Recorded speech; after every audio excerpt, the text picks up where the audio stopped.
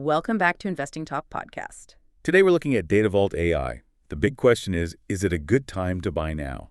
As usual, before we start, subscribe, like, and comment to this video to support the show.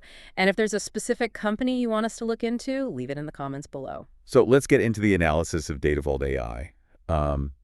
When you kind of strip away all the noise, and believe me, there's a lot of noise. Yeah, definitely seems that way. You have to start with the basics, the fundamental bit that's kept people interested, and that's revenue growth. Okay. So what are the numbers looking like?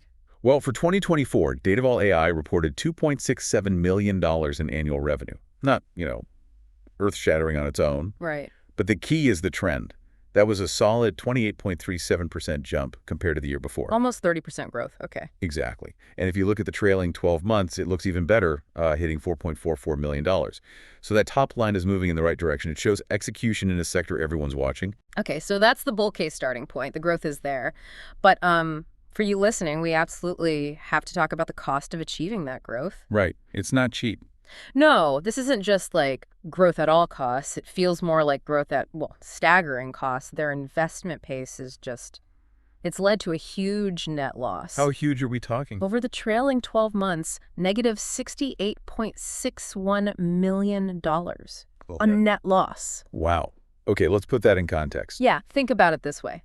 For every dollar of revenue they're bringing in right now, they're losing roughly $15.40. $15 lost for every dollar earned. Oof. Yeah. Exactly. The operating margin is way, way negative. Profitability, it's not even on the horizon near term. And the market cap is still pretty substantial despite that. Yeah, it's sitting around $500 million, $514.68 million as of early November 2025. So you're basically buying a lottery ticket on future success. Pretty much. A highly leveraged bet on potential, not on current financial health. So why would anyone, stomach that kind of cash burn? Well, the bet is on that AI infrastructure angle, the multiplier effect down the road.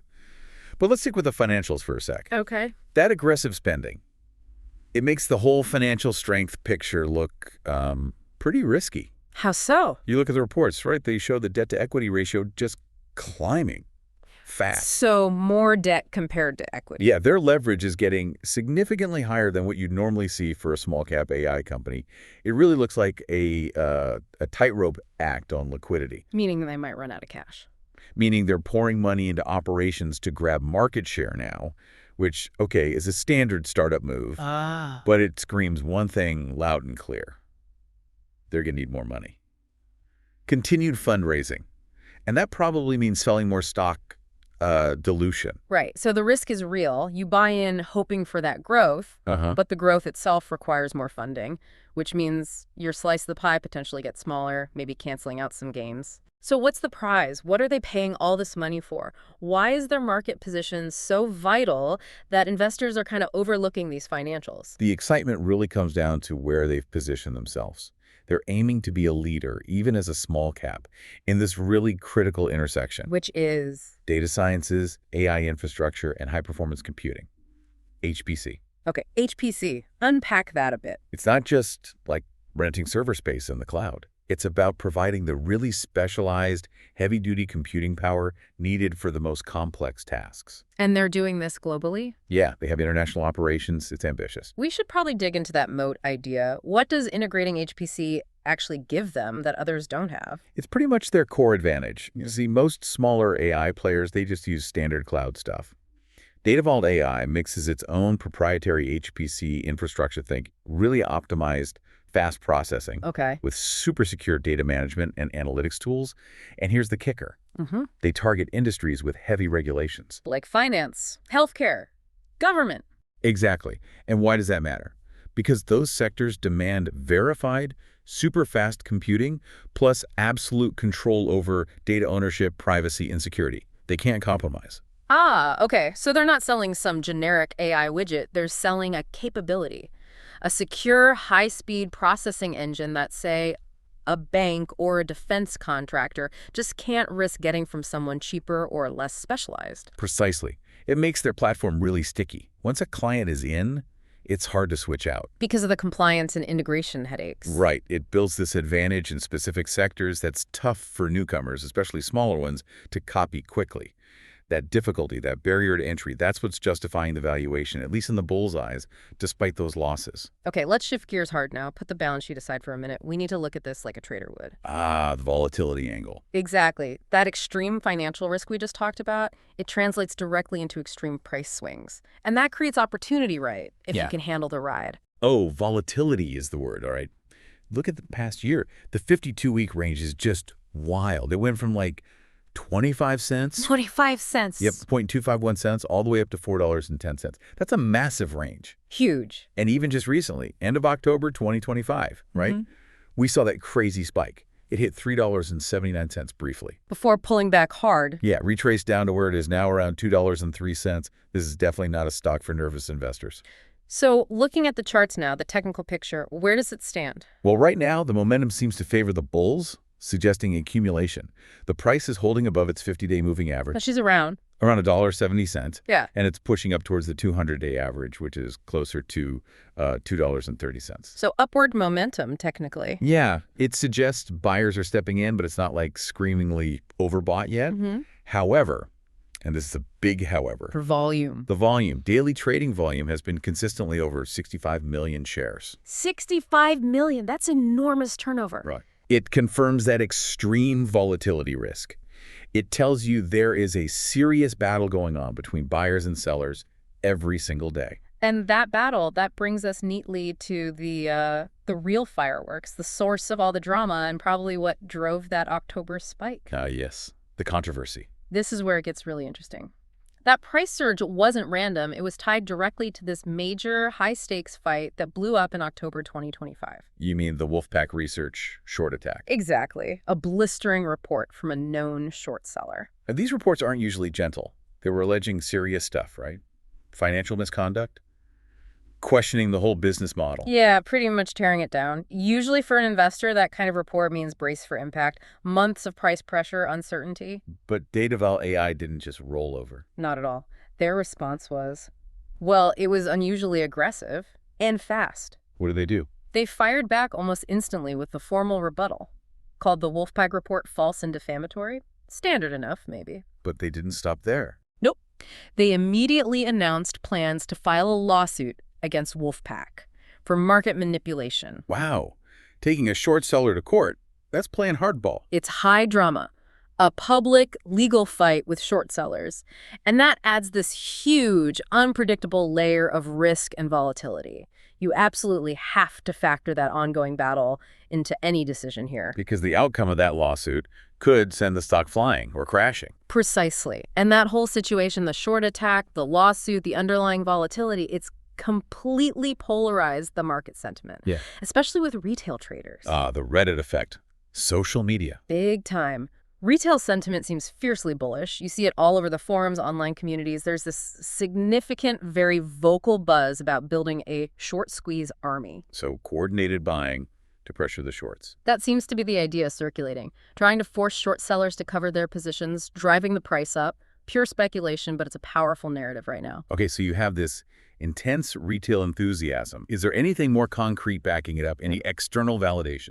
There is, actually. It's not just a meme stock situation. We've seen at least one notable analyst issue a strong buy rating on Datavault AI. With a price target? Yeah, a 12-month target of $3 per share, which from the recent $2.03 level implies, what, like a 63% potential upside? Over 60% upside potential from an analyst. Okay, that adds some weight. Plus, you still have those persistent whispers, right? The rumors, always unsubstantiated, but always there. Yeah. About a potential big partnership or even an acquisition in the AI space. Right, the M&A chatter. Never goes away in hot sectors. It just adds more fuel to the speculative fire. Okay, let's nail down the really near-term stuff. Catalysts. Things we know are happening or likely happening in the next, say, 0 to 3 months. There are two big dates in November you absolutely need to watch. Which are? First, the Q3 2025 earnings report, expected around November 14th. And expectations are high. Analysts are looking for continued double-digit revenue growth year over year. If they deliver on that top line again, that could be a major trigger. Maybe enough to counter some of those financial worries we talked about. Okay, earnings on November 14th. What's the second date? It's the same day. November 14th is also the record date for something the company is calling, vaguely, the Dream Event. The Dream Event. What is that? That's the million-dollar question. It's described as a corporate action, but the company hasn't disclosed any specifics. And that mystery is, frankly, driving speculation crazy. Okay, wait.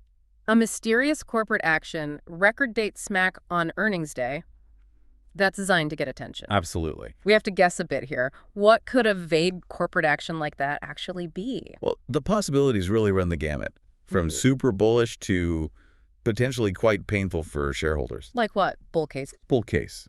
Maybe it's announcing that big partnership everyone's been whispering about, a strategic deal with a major company. Or maybe it's even a hint about that acquisition potential we mentioned. That would fit the dream name, maybe. And the downside, the painful version. Given their cash burn and liquidity situation, Yeah. it could easily be the mechanism for raising more capital. A secondary offering, maybe warrants, something that brings in cash but dilutes existing shareholders. So the secrecy itself is a catalyst right now. Yep, definitely. Huge speculative driver. Okay, let's try and tie this all together. The investment thesis. How do we balance this just wild risk profile against the potential upside? The overall consensus rating we're seeing leans surprisingly bullish. It lands around an 8 out of 10. Whoa, hang on. An 8? Seriously? After outlining the, 15 loss per dollar of revenue, the rising debt, the lawsuit with Wolfpack, calling that an 8 out of 10 sounds, incredibly aggressive, maybe even reckless for the average person listening. You got to defend that rating. Okay, fair challenge. And I get why it sounds high, but you have to understand why it's rated that way. This isn't a grade on its current stable business health. It's not like rating a blue chip. So what is it rating then? It's rating the leverage, the sheer outsized potential upside it offers to an investor who understands and accepts the massive risk. Okay. Think about it. The potential for them to succeed commercially in this high-growth AI and HPC niche, it's enormous if they pull it off. Then you layer on top the powerful speculative forces that short squeeze potential we talked about, which could rocket the stock on any good news. So the upside is potential exponential, justifying the risk for some people. Exactly. The potential reward is huge enough to warrant the extreme risk, but only for the right kind of investor. It's almost like making a venture capital bet, just one that happens to trade on the public market. That framing makes sense, and it points to two very different ways to think about investing here, right? Different time horizons. Definitely. Short term, the picture actually looks quite compelling because of all the chaos. You've got momentum, you've got the earnings catalyst, you've got the short squeeze buzz. A trader's playground, maybe? Could be. But the long-term play, that's a completely different beast. It's strictly for high-reward investors with a very, very high tolerance for risk. People who can stomach the wild swings. And who understand the funding cycles. They know the company will likely need more cash, face setbacks, and burn money as it tries to grow. You have to be prepared for that journey. So let's just hammer home the key risks one last time. What's the main takeaway on the downside? Despite all that potential, the biggest risks haven't changed. First, operational risk. Can they actually execute? Can they sign those big deals in regulated sectors and deliver? Makes sense. Second, financial risk. That high leverage, those ongoing losses. They can't burn cash forever. And third, critically, liquidity risk. Their survival, their ability to keep growing absolutely depends on getting continued access to external funding. If the markets turn sour, or if investors lose faith. They could be in real trouble. Exactly. Okay. So wrapping this up, it feels like the potential reward with Datavault AI is almost perfectly mirrored by the sheer scale of the risk involved. That sums it up pretty well. And where the stock goes next, especially in the near term, seems to hang entirely on a few key things. How that Wolfpack legal battle plays out, what those Q3 numbers look like on November 14th, and whether that short squeeze army actually shows up with real firepower. It's a cliffhanger. It really is. If you're considering jumping in now, you have to be comfortable making a very large bet on a very uncertain outcome. It's definitely not for everyone.